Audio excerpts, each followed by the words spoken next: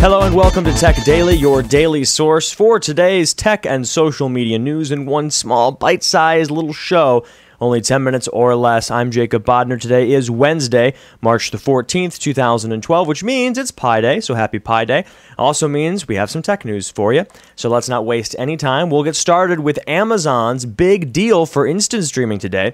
Amazon announced today a new licensing deal that would allow more content from Discovery Communications into their streaming and rental library. This now includes shows on the Discovery Channel, TLC, Animal Planet, Investigation Discovery, and the Science and Military Channel. Under the terms of the agreement, which CEO Jeff Bezos calls the company's, quote, biggest addition yet, Amazon Prime customers will now have the rights to stream series and specials from those channels, as well as from the company's 25-year programming library through Amazon's video streaming service.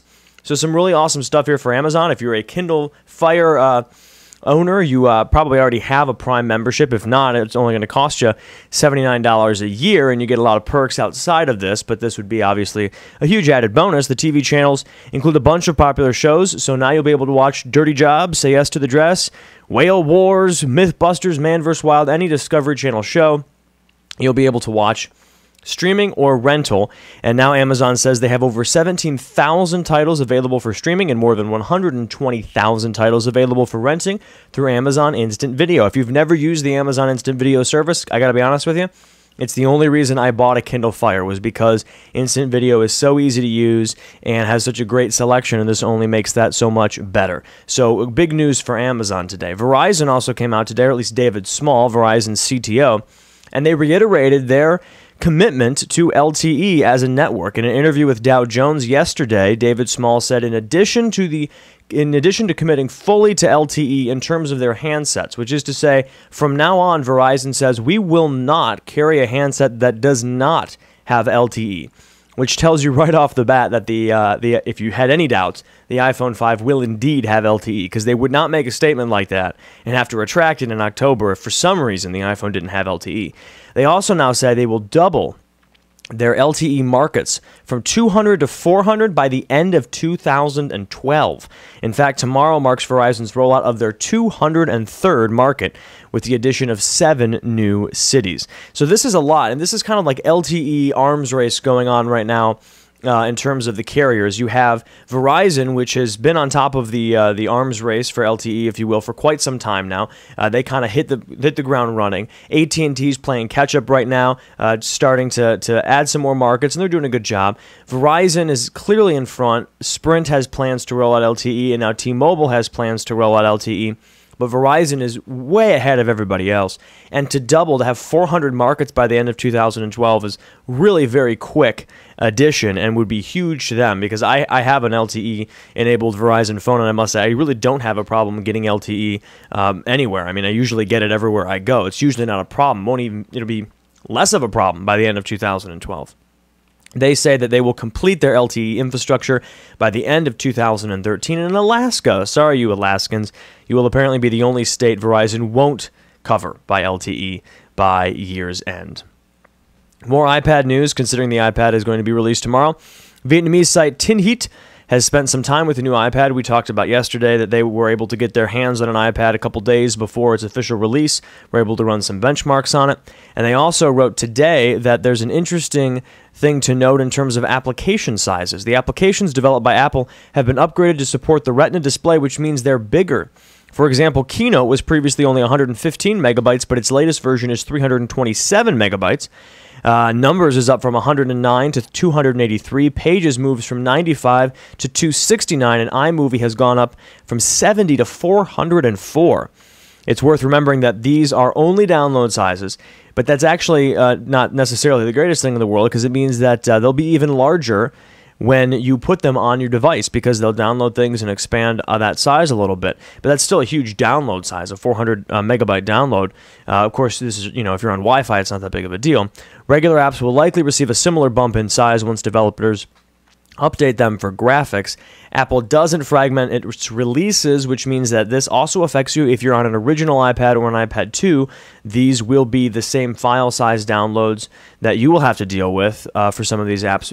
You just won't utilize the Retina graphics that will be part of that download. Evidence of this increase can be found in the latest Tweetbot update, which increases its app size from 9.8 to 25. So maybe a little side effect of Retina, obviously a beautiful display, is the fact that the apps are much larger, which may hinder your choice. If you get a 16 gigabyte iPad, that's going to be eaten up really quick if you've got apps that are half a gigabyte in size and download, and even bigger once they expand themselves once they're installed in the device.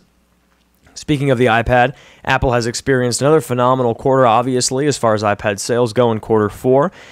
But market share did fall from 61.5 to 54.7. And according to a new study by IDC, Apple shipped 15.4 million iPads in quarter 4, which is an increase. But Amazon shipped 4.7 Kindle Fire units, and they have pulled second place in the market share for tablets at 16.8%. The third largest tablet manufacturer was Samsung, whose market share grew from 5.5 to 5.8. Barnes & Noble's market share actually went down 1% from 4.5 in quarter 3 to 3.5 in quarter 4. IDC does say that based on the success of the Kindle Fire and Android-based tablets, they expect that Apple's overall market share will diminish in the years to come, and by 2015, you will actually see, or in 2016 rather, you will actually see Apple and Android splitting the market share, with other manufacturers holding an only marginal share. So this is kind of some news out of IDC. Not necessarily big news, because what has happened in the phone market is that while Apple only has 25% of the market share, roughly, for the phone market, they command the most revenue because it's one phone compared to Android, which is hundreds of phones, really. The same thing will happen with tablets, at least this is what IDC is reporting. They believe Apple will still bring in the most revenue.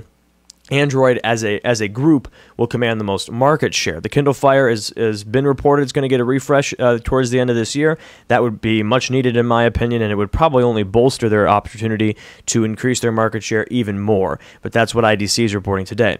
We reported yesterday that Samsung was the only supplier of Retina displays for the iPad, and that's actually not true. According to Reuters, they say that LG is also producing screens for the iPad alongside Samsung, so both of them are. However, Sharp is not. So we just kind of wanted to qualify yesterday's report with a new report from Reuters today.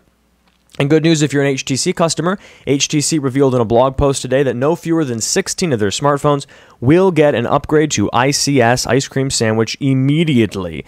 Not immediately, imminently, I should say. They do say they don't give a timetable, as of course most handset makers don't, but if you're on any of the following HTC devices, expect an Android 4.0 update in the future. Droid Incredible 2, the Amaze, the Desire S, the Desire HD, the Evo 3D, the Evo Design 4G, the Incredible S, the Sensation, Sensation XL, Sensation 4G, Sensation XE, Raider, Resound, Rime, Thunderbolt, and Vivid. All of those HTC devices will get Ice Cream Sandwich updates. It may even be more than that. They said no fewer than 16 devices. They may add to that list in the future. So we'll see. So if you're one of those lucky HTC handset owners, expect an ICS update by the year's end. And sad news today for my co-host on Status Update, Jared Wiesman. I only include this story because he loved this application, but Oink, Kevin Rose's first app from his new company, Milk, has shut down. They've basically said the app was a test, and that they were happy with the way it worked and happy with the way it went about, but it was a test, and they wanted to close it down and move on to another project and kind of refocus and regroup and concentrate on something else. Oink saw initial success, 100,000 downloads in the first 2.5 weeks at the web. Kevin Rose revealed that it had reached 150,000 users.